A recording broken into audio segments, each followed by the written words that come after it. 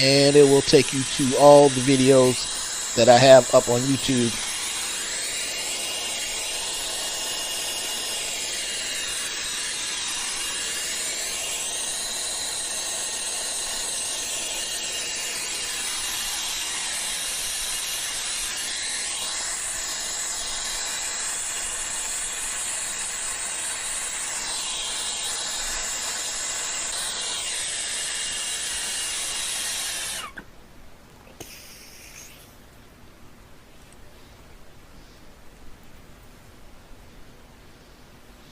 Now the only thing left to do is put the insert back where it's supposed to go.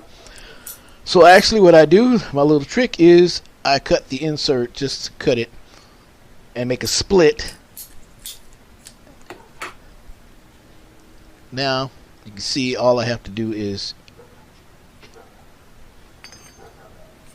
squeeze it around the pipe and it's in place.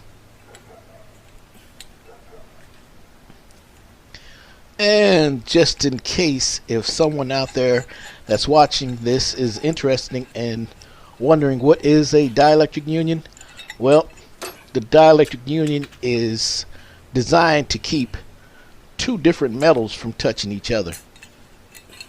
You have the copper pipe, and then you have the hot water tank itself, which is going to be more than most likely some type of iron metal.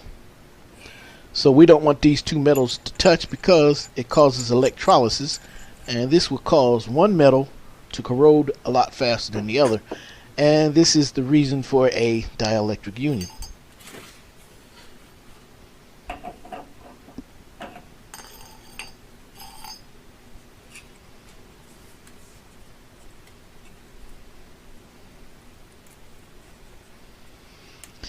Now you see the little red strip down at the bottom of the water heater, and this piece that I am Tefloning up to screw the dielectric union to, that is the leak guard. This is a leak protection, and that little strip down at the bottom detects wetness. So if there's any type of water that would fall in that pan or up down at the bottom of that water heater, it would automatically cut that leak guard.